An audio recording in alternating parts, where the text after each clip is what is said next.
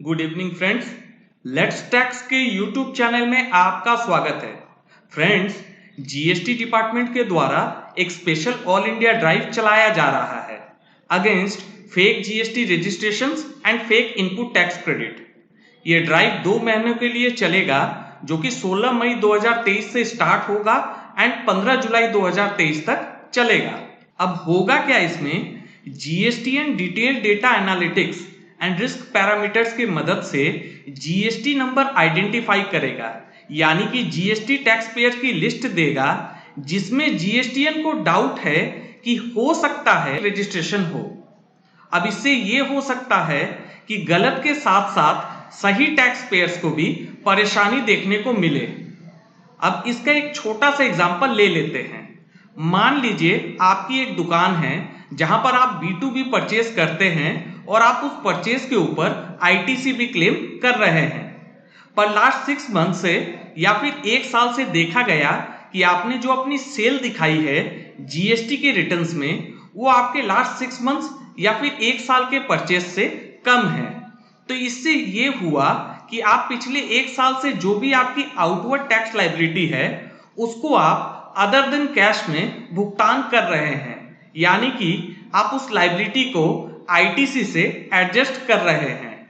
तो हो सकता है कि जीएसटी पोर्टल आपका भी नाम सजेस्ट कर दे इस ड्राइव के लिए, जो कि फिजिकल वेरिफिकेशन द्वारा की जाएगी। अब समझते हैं कि इसमें देखा क्या जाएगा और आपको क्या क्या पेपर्स अपने प्रीमाइसेस में रखने हैं जिससे आगे जाकर आपको कोई परेशानी ना हो।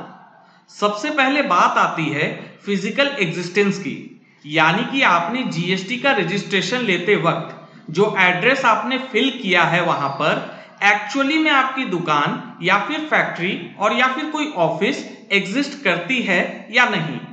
कई बार ऐसा होता है कि आपने गलती से प्रॉपर एड्रेस नहीं दिया, जिसकी वजह से ऑफिसर्स को आपकी दुकान या फिर ऑफिस नहीं मिलती है, और या फिर आपने अपनी दुकान या फिर ऑफिस शिफ्ट कर ली है जिसकी जानकारी अभी तक आपने जीएसटी पोर्टल में अपडेट नहीं कराई है।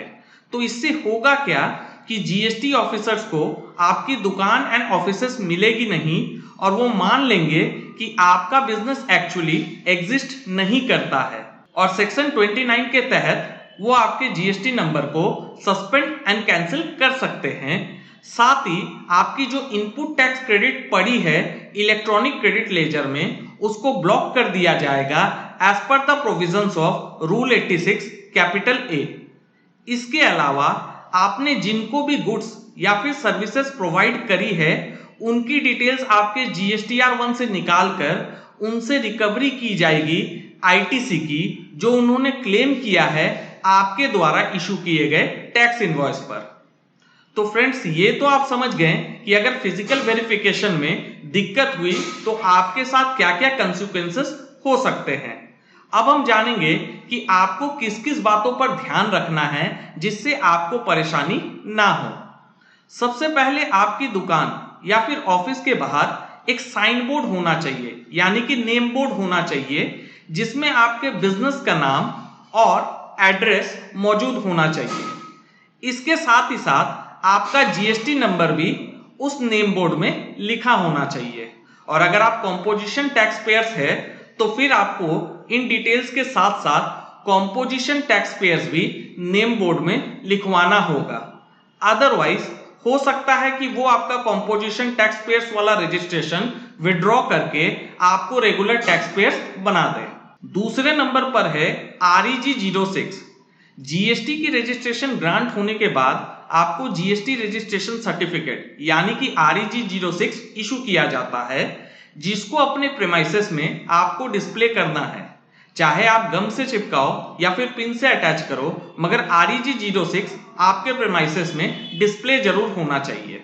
याद रखने वाली बात यह है कि जो साइन बोर्ड, नेम बोर्ड या फिर REG 06 है, वो आपके सभी बिजनेस प्लेसेस यानी कि प्रिंसिपल प्लेस ऑफ बिजनेस के साथ साथ एडिशनल प्लेस ऑफ बिजनेसेस या फिर कोई गोडाउन्स या फिर वेयर हाउस, सभी जगह पर डिस्प्ले होना चाहिए। तीसरी और सबसे इंपॉर्टेंट चीज, आपके purchase and sale bills properly वहां सीक्वेंस में मौजूद हो, जिससे अगर जीएसटी ऑफिसर्स को आपका स्टॉक वेरिफिकेशन करना हो तो वो आसानी से कर सके, क्योंकि सेक्शन 35 हमें maintenance of accounts and records की बातें बताता है, जो कि आपको आपके प्रिंसिपल प्लेस ऑफ बिजनेस में ये सारे डॉक्यूमेंट्स मौजूद रखने होते हैं। इन तीनों के अलावा आपको प्रोप्राइटर, पार्टनर या फिर डायरेक्टर्स के केवाईसी डॉक्यूमेंट्स जैसे कि पैन कार्ड, आधार कार्ड जैसे डॉक्यूमेंट्स भी मौजूद रखने हैं अपने प्रिंसिपल प्लेस ऑफ बिजनेस में।